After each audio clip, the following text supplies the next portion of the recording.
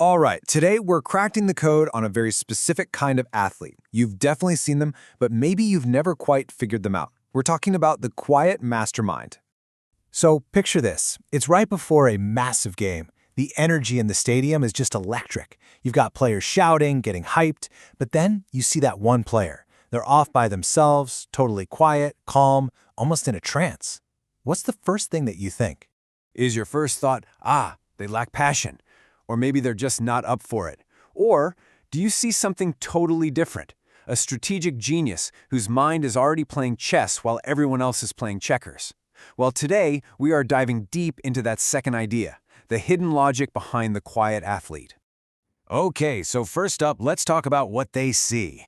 This whole section is about the external game, how these quiet players are seeing the pitch in a way that, honestly, most others just can't. Their first superpower is something called high observational frequency. And really, it's a total shift in how they use their energy. They're basically turning down the volume on all the outside noise so they can crank up their internal observation. So think of the game as a series of, let's call them visual facts. While some players are busy shouting commands, a quiet mastermind, someone like Michael Olise at Crystal Palace, is using that silence to their advantage. It frees up all this mental bandwidth, right? So they can process the game way faster. They're not yelling, they're scanning, they're absorbing, they're communicating with their eyes. They might look super calm, but trust me, their mind is going 100 miles an hour. And that silence, it gives them a huge tactical edge. Their brain is just free to spot the gaps, track all the little movements, and see patterns that other players, totally distracted by all the noise, are missing completely. It's like they're seeing the matrix of the game. But, just seeing the game, that's only half of it. The next step is actually shaping the game and doing it without saying a single word. And that brings us to their second trait, nonverbal predictive logic. Okay, now this is where things get really next level. Just think of a legend like Andrea Pirlo. Guys like him were often described as being too aware.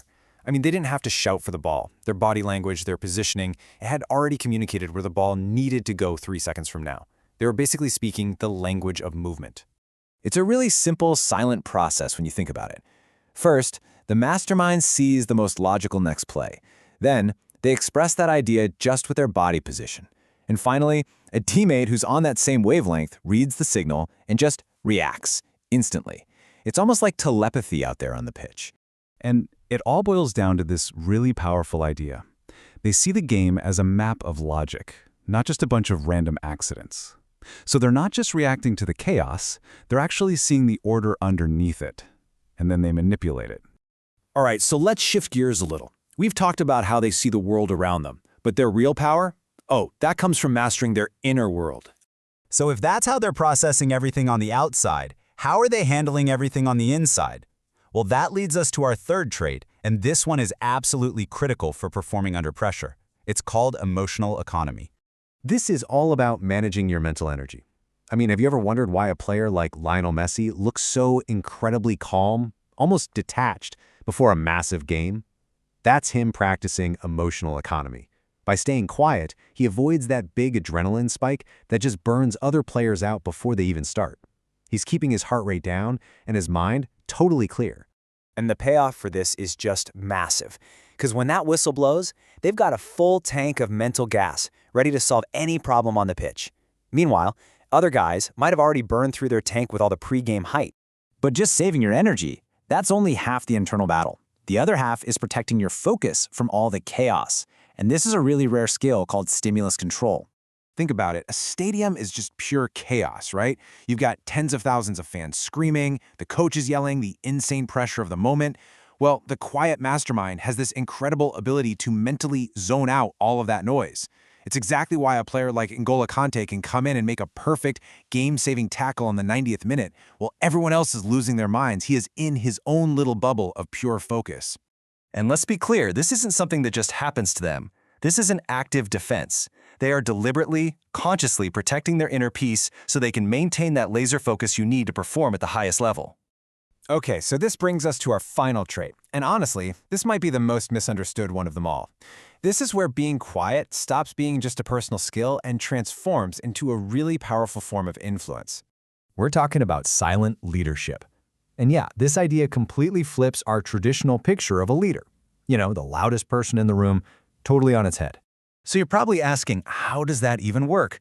Well, a silent leader isn't barking orders. They influence their team by just being the most reliable, the most logical, the calmest person out there. They become that strong one that everyone else instinctively looks to when things get tough, not because they're loud, but because they are always in the right place at the right time. It really all boils down to this simple truth. One step in the right direction is so much louder than 10 shouts in the wrong one. Their actions just have this undeniable clarity. It gives the team more confidence than a dozen panicked commands ever could. It's leadership by example in its absolute purest form. So let's pull all this together. What we've really seen here is that silence isn't a lack of passion. Not at all. It's the presence of something else entirely, a deeper, more strategic, and way more focused way of thinking about the game. So, we'll leave you with a question. The next time you're watching a game and you see that quiet player, what are you going to see? Just someone who isn't in the mood? Or will you see the mastermind at work, playing a completely different game from everyone else?